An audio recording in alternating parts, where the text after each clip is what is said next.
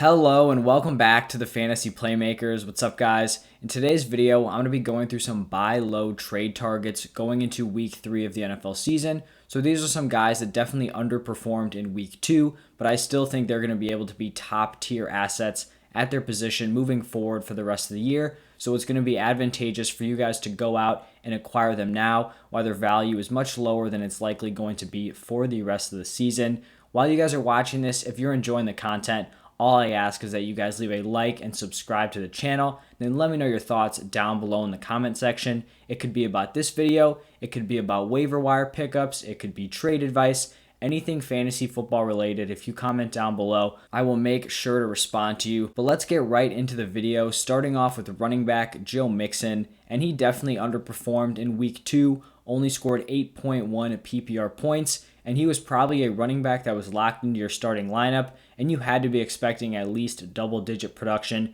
from Joe Mixon. But here's the thing, his usage was still top tier. He had 20 carries, 2 targets. He literally had every single carry out of that backfield. Joe Burrow had 1 carry for 0 yards. Mixon's backup, Samaje Perine, did not even attempt a carry. So Mixon still has a total monopoly on this backfield. And if I'm thinking about it, there are maybe only like 7 running backs I would rather have over Joe Mixon. Just off the top of my head, I'm thinking McCaffrey, Cook, Kamara, Henry, Aaron Jones.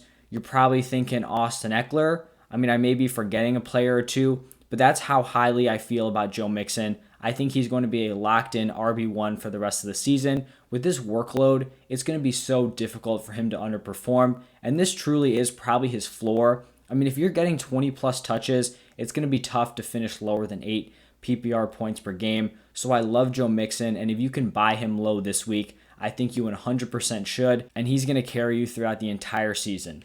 The next guy I'm going to talk about is going to be Amari Cooper, and this was overall just a very down passing game week 1 for the Dallas Cowboys. 237 passing yards from Dak. He threw for 0 touchdowns and only had 27 pass attempts. You know, if we look back at this game at the end of the season, I would not be surprised if this was the lowest number of pass attempts that Dak threw. I really think the Cowboys are going to be in a ton of shootouts. Their defense kind of hung strong today, but I don't think that's something that's going to carry on throughout the entire season.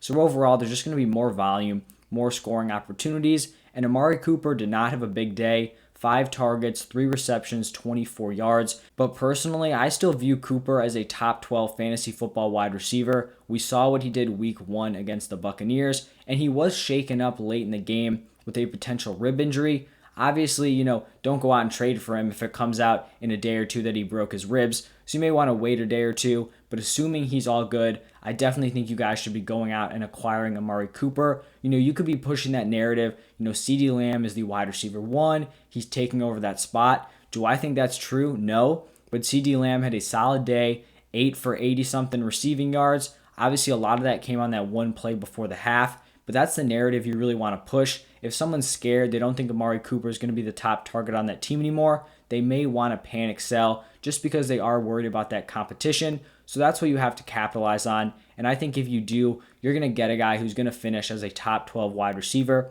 and you're going to feel great about the move.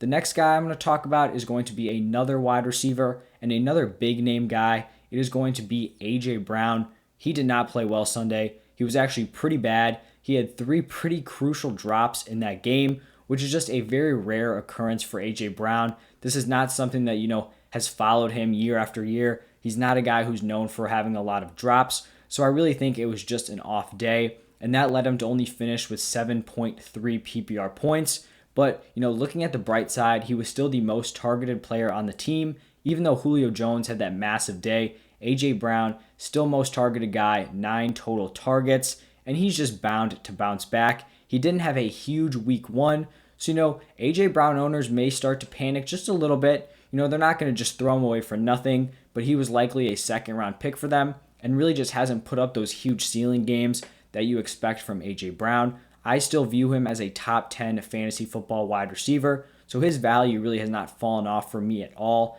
And if we're looking at this Titans team as a whole, that secondary is so bad. And you may be asking, why do I care about the secondary? That's not how A.J. Brown scores points. That's not really fantasy related. But if you just look at the game scripts of this Titans team, I think they're kind of like dream setup is they get up early. They're just able to pound the ball with Derrick Henry, kind of wear the defense down, and just let Derrick Henry feast. But if the secondary is so bad that they're just giving up a ton of points, so many blown coverages. I mean, we saw the Cardinals just run through them week 1. Seahawks just shred them week 2. So this is kind of 2 weeks in a row that they have just gotten carved up. Obviously, these are good offenses they're playing, but still, they've just given up some really huge plays. And so if they can't stop teams from scoring, that means the Titans are going to have to throw the ball much more than they normally do. We saw Ryan Tannehill attempt 40 passes today. That's something that you rarely saw in previous years. They typically just want to pound the ball and end up finishing very, very low in terms of pass attempts per game. That may have to switch up a little bit if this defense is just getting carved every game. So that's kind of another benefit for A.J. Brown. But I would be going out and offering any of these kind of top tier wide receiver 2 players for A.J. Brown. You know, maybe a guy who's balled out in the first 2 weeks. But A.J. Brown is going to bounce back. He's going to have a massive year. And you're going to wish you kind of took this opportunity to snag him. And this is going to be the last guy I talk about here. It is going to be Antonio Brown. And here's the thing. I think everyone way overreacted to this Buccaneers week 1. And this is coming from someone who loved Antonio Brown going into the season. I honestly don't think anyone had him ranked higher than I did. I basically had him as like a fringe wide receiver 2. Like, he wasn't in my top 24 wide receivers, but he was somewhere around wide receiver 27, wide receiver 28. I didn't really see him that high in anyone else's rankings.